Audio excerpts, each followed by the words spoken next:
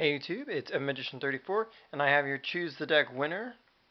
And between Vinamanaga, the deity of poisonous snakes, and the Sacred Phoenix of Nephthys, in a fairly close race, it was the Sacred Phoenix of Nephthys. And in trying to build around this card for you and come up with a really interesting deck, I succeeded in doing what, sometimes I build a deck and it supports the card and it's all well and good. And sometimes I create a deck that's really enjoyable. It's a lot of fun and it's very playable, and this deck falls into that latter category. We're running 2 copies of the Sacred Phoenix of Nephthys. Some of the best Phoenix support I can think of really was Treeborn Frog, so we're running 2 copies of Treeborn Frog to help support it. Makes the tribute summoning really easy. We're also running 3 copies of Swap Frog. This gets your Treeborn Frogs into the grave pretty quickly and can also provide you with another summon. Obviously, Sacred Phoenix isn't the only thing we're going to be creating tributes for, but more on that in a bit. We've also got Dupe Frog, a great way to get your Treeborn Frog or your Swap Frog, and also a good first turn set. He can do some other cool tricks in the deck, as we'll see in a moment. We also have Running Toady, and he can help provide extra tributes, and once again, he's another good blocker. He's basically part of our little frog suite that we got going. We're also running 3 copies of Battle Fader. This deck does have the unfortunate, somewhat dubious trait of if your opponent has Solemn Warning, they can completely shut your turn out. And also, we're in an environment with 2 Torrential Tributes and 1 Dark Hole. So Battle Fader is a very good backup, and he provides you a lot of interaction with some of the spells you're going to see in a little bit. Some of you are probably already guessing at them. And he also helps provide you Tribute fodder. So he's a great way to recover from plays like that and turn them from your opponent just devastating you into something you can easily bounce back from. Don't play him overzealously, but when the time is right, usually he'll let you know, actually. We also run 1 copy of Gorz, the Emissary of Darkness. So you might have guessed from Treeborn Frog, we're not very back row heavy, so this guy is a very easy way to recover from getting your board of monsters swept. Hand of Nephthys is also in here. It's essentially one of those tribute outs that your frogs like to use, because when you bring Frog onto the field, you summon her, scoop them both up, get a Phoenix out of your deck, which is a very cool trick. And of course, also there's some cards you'll see in a little bit this card also plays well with. We're only running the 1 because we're only running the 2 Sacred Phoenixes. But basically, you might draw 1 Phoenix, you're unlikely to draw both, so this is your out to the last one. We also have Pot of Avarice. In case something like that happens, you can still use Hand. It's virtually never a dead card for you. We're also running 2 copies of Light and Darkness Dragon. The frogs and the other support we've got makes it very easy to summon this thing. A lot of decks in the meta right now do not like Light and Darkness Dragon. In fact, they can be completely shut down by it. Also factor in the fact that this can help you bring back your Sacred Phoenix in case it gets run over in battle, which at 2400 attack is a very real possibility. This card can bring it back for multiple goes. Plus, if Phoenix is on the field with this guy and this guy's effect blows the field up, it doesn't really matter because your Phoenix will come back because a card effect destroyed it, even though it's your own card effect. Plus, you have some other good reanimation targets in this deck, so Light and Darkness Dragon is just a good, solid choice for you. Our other sort of workhorse tribute monster is 3 copies of Caius the Shadow Monarch, because removing and the extra damage is still just a really powerful effect, and you only have to tribute 1 monster off in order to do it. Just good, solid frog building there, really. We also run 1 copy of Dark Dust Spirit, just 1, but he does play well with Phoenix because you can use him to blow up the field, and he'll kill your Phoenix, but Phoenix will come back, obviously.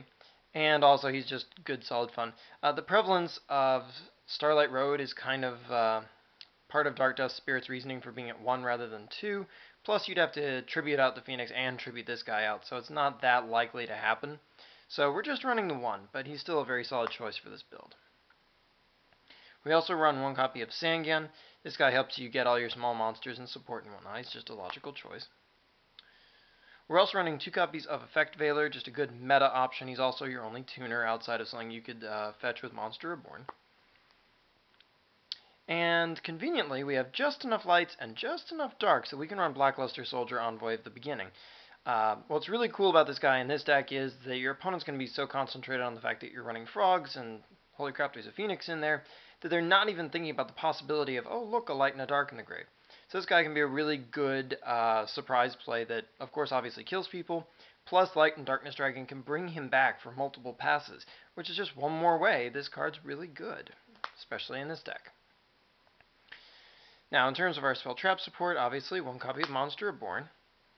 1 copy of Dark Hole. Yeah, it'll kill the frog that you brought back in your standby phase, but that's okay. The point is it sweeps up all your opponent's monsters. We run 1 copy of Heavy Storm.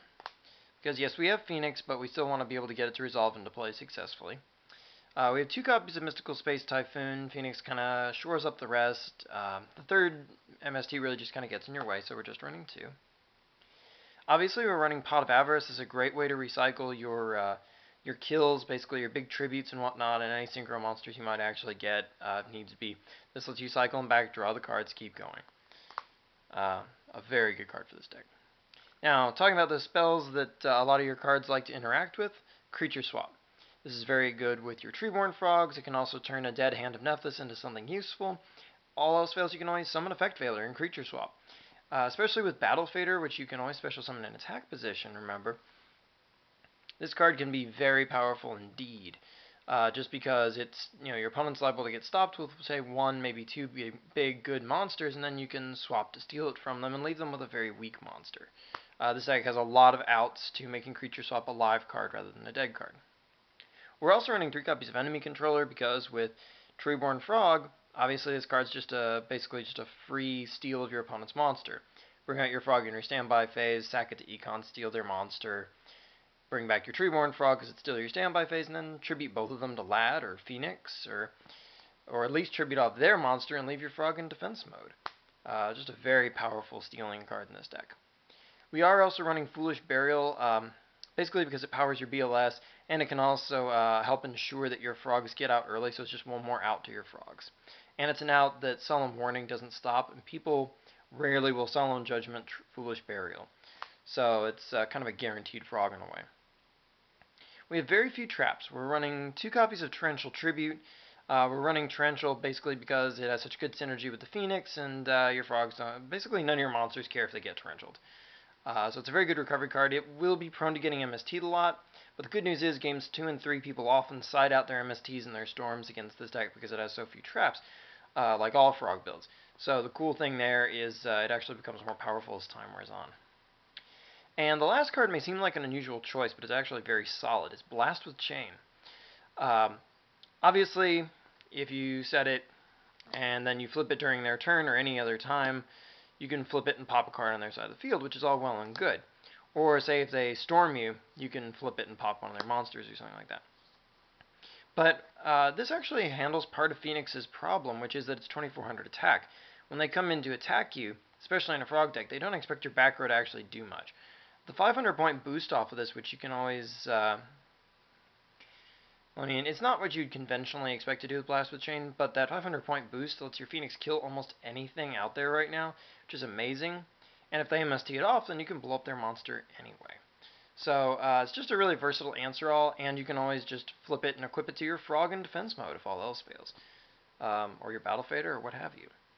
The extract we're just going to shoot through right quick. Mistworm, Stardust Dragon, these are all things you can make one way or another. Not very likely, but you can make them. Scrap Dragon, Red Dragon Archfiend, in case they hunker into defense mode. Windups will sometimes do that. Dark End Dragon, a great Lad target. Black Rose Dragon. Ancient Sacred Wyvern, you can Caius them and then get your 1-star tuner out onto the field and make that. That's a very good push. Brynac. Gravity Warrior, he's your 6-star beat stick of choice. I like him over Gaia Knight. Alive Justice Cataster. Magical Android, mainly so that you can get a light monster into the grave for BLS if needs be. Armory Arm.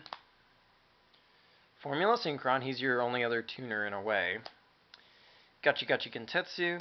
And last but not least, we're running number 83, Galaxy Queen. We're mainly just running her because you can theoretically make her, and if you get into that situation where you got a lot of monsters in hand, that's Battle Fader plus Treeborn Frog plus a random 1-star out of your hand. And she can buy you a lot of time with her ability to make monsters indestructible in combat. She can just as easily turn into another Gachi Gachi, maybe even a Dark Mist, Colossal Fighter, but for me, I'm going with Galaxy Queen. So, until next time, like, comment, subscribe, and check out my channel for more cool videos.